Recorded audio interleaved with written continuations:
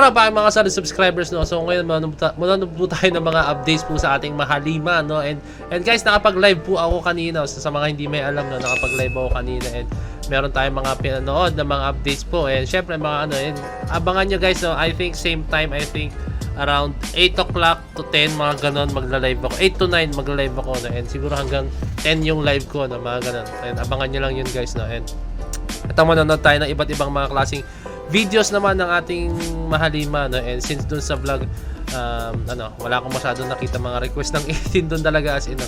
And ayun, welcome po lahat doon sa aking live, no. Ayan, lahat ng fandoms, lahat, kahit may nagre-request pa nga doon, kahit hindi P-pop groups, basta kahit ano yun, basta nare-request nila, no. So wala namang masama doon, as in, no. So ayun lang guys, ito, panoorin na to. So without further ado, let's all watch this.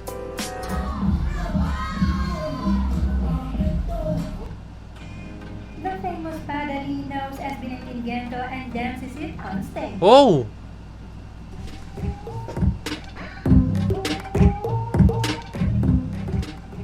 The famous Badali, known for being the dancer and the choreographer in the Korean entertainment industry, particularly the K-pop stars from the Big Four agencies, and whose innovative work as a whole significantly influenced the K-pop industry, is surprisingly familiar with the Filipino boy group SB19 global hit song Gento. Not all Wow! Di pa tapos yung guys, ha. Yun doon pa lang sa sa alam mo yun, yung Gento. Damn! Kumbaga yung isang famous dancer, choreographer, kailang SB19, and sinasayaw ang Gento. Wow, napakalaking honor nun para sa atin guys, para sa ating mga Pinoy, no? Kasi hindi po tayo makikilala kung hindi din po dahil sa ating influence, like ang SB19, hindi rin tayo makikilala dahil sa SB19, no? And alam mo yun, pag sinabi kasi ang SB19, tatatak na dyan yung pangalan na Pinoy. Diba? Pag sinabing Pinoy, SB19, no? Like, naka-attach na tayo. Like, kunyari, nasa ibang bansa tayo. May nakita tayo, hey, are you a Filipino? And you know, SB19, parang ganun, no? Parang nakakasarap lang pakinggan na ganun. Like, na-recognize tayo as Pinoy dahil sa SB19, no? And ganun din yung kay Manny Pacquiao, guys, no? Actually, nangyayari to mostly, no? May ginawa akong ganito, no? Parang pinagmamalaki ko to, no? Like, mahilig kasi ako maglaro ng online game before, kung alam nyo, Rose Online, no? And natuwa lang ako that time kasi naglalaro ako, tapos biglang may tinanong na, are you a Filipino? Yes, sabi, yes. Do you know Manny Pacquiao? Tinanong akong ganun, no? Alam mo yun, doon pa lang alam mo na sobrang laki ng impact ni Manny Pacquiao, no? And ganun din yung ginagawa ngayon ng SB19, no? And parang sila yung nagiging naman ngayon sa global sensation, no? Kumbaga, kung si Manny Pacquiao, siya yung people's champ, ngayon naman ang SB19 ang people's champ natin ngayon, no? Sila ngayon yung nagtataguyod ng bandera natin, no? And not to discredit naman sa ibang mga grupo, pero syempre ang SB19 iba po talaga yung pinapakita nila, Iba yung pinapakita nila ngayon sa sa ating industriya talaga, particularly sa music industry. Iba po talaga. To be honest with you guys, ngayon pa lang ako nakita ng ganitong klaseng grupo or artist na dominate din po sa ibang bansa. Syempre, as a Pinoy, no? Meron ng ganyan, pero alam mo yun, yung grupo, wala pa ako nakikitang ganyan. And meron na bang grupo or artist na nominate sa BBMA? Iba't ibang klaseng awards na nakatanggap sila international? Wala, para sa akin, wala pa talaga, as in. Pero comment down below guys, baka meron na po, no? Shoutout sa SB19, napaka-solid nila talaga, as in. only that, she even dances it on stage.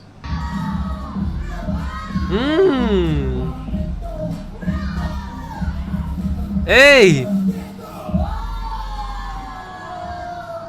Hey! On stage. Guys, tingnan nyo naman yung galaw pa lang niya, napaka-solid na, no?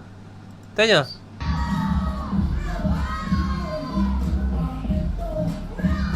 Even though parang medyo naging playful siya. Pero makikita mo sa galaw niya, guys, napaka-solid niya gumalaw, as in. Wow. Yung... Guys, tandaan nyo yung swag, hindi siya sayaw, ah. Iba kasi ginagamit yung swag. Ay, grabe yung style nito, swag. wala pong style nagsayaw na swag. Kumbaga, yung swag siya yung parang forma or yung dating mo pag sumasayaw. Parang kaya tinatawag siya swag, no? And yun, kaya may ganun, no? Meron kasi ako natandaan nun, yung lumabang kami sa competition, may tinanong nakagrupo ko, may kilala siya ron, and ayoko na nang banggitin pangalan. Kunyari, Bruno yung pangalan nung kakilala niya nasa ibang grupo. Sabi niya, Bruno, ano bang style ng grupo nyo? Ang sinagot ni Bruno, hip-hop swag. Walang ganun guys ha, hip-hop swag, walang ganun. Forma and dating and angas or parang character mo ano yung pagiging swag, no? Eh, nakakatuwa lang yung mga ganun, no? Na parang inaano lang yung pagiging swag, no? Ayan. Pero yun lang, not to discredit anyone naman. Pero, syempre, baka baguhan pa lang din siya sa dance scene, no? Damn, grabe yung bayo. Grabe. Ang lakas. Damn. Ayan, no? Pang! Grabe. The top-tier dancer and choreographer would know and dance Gento. Wow. This will show again and again that SB19's Gento is really big amongst the K-pop stars and that it is still very hot even now in 2024. Wow, grabe po talagang ating Mahalima, no? Talagang wow. Dominate talaga nila ngayon ng music industry sa iba't ibang platforms talaga guys, as in. Hindi ko alam kung paano nila nagagawa yun. Grabe yung hard work nila as in. Ako pa nga lang eh. Yung simpleng pag-active sa YouTube, no? Hirap na kasi syempre pinagsasabay ko yung work, sayaw, tapos ito live, pinagsasabay-sabay ko yun, no? Hirap na ako. What more pa yun sa SB19 yung ginagawa nila guys, no? Na ganyan, na so mas malaki pa kaya sa ginagawa ko, no? Mas big thing pa talaga, no? Kaya sobrang nabibilib ako sa ating Mahalima, no? Yung ganong klaseng attitude nila, yung ganong klaseng basta yung pagiging persevere nila, yung pagiging pagpo-persevere nila and yung pagiging resilient nila, sobrang grabe talaga guys as in. Kaya sana makita pa po tayo ng mga upcoming performance or upcoming songs ng ating Mahalima, no? And I'm hoping po talaga guys na ang SB19 po is maka-reach pa po ng new heights as in. And sobrang fan po ako ng SB19 sa mga ginagawa nila, and hindi na ako makapaghintay sa mga gagawin nila mga projects. And guys, abangan natin yung mga maglalabas daw sila ng mga bagong MVs, bagong song ngayon eh. Actually yearly naman yata naglalabas sila na, pero mas abangan natin, mas suportahan natin yung mga gano'n. And syempre, hindi lang SB19, marami po tayong mga P-pop groups na nagtataguyod po talaga ng ating bansa, no?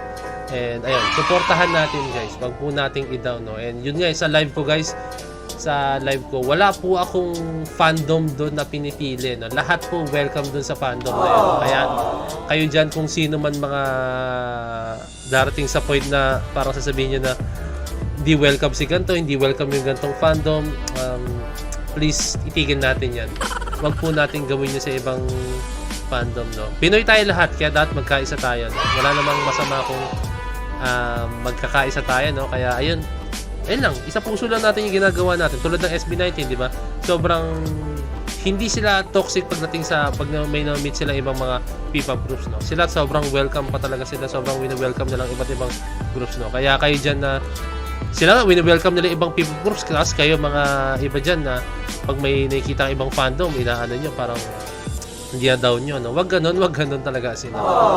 Welcome natin, no? Maging mapagmahal tayo. Kasi Pinoy din po yung mga yan, no? Pinoy din yan. Kaya ayun, let's go SB19. So ayun lang, marami tayong hinihintay pang update sa ating Mahalima. Medyo tahimik sila ngayon, pero I'm pretty sure na mag-iingay ulit tong mga to very very soon, no? So ayun lang guys, kung may request pa kaligog ng Doubler, message nyo ako sa aking Facebook page na Point of Pen. So this is Point of Pen signing out. Peace, let's G!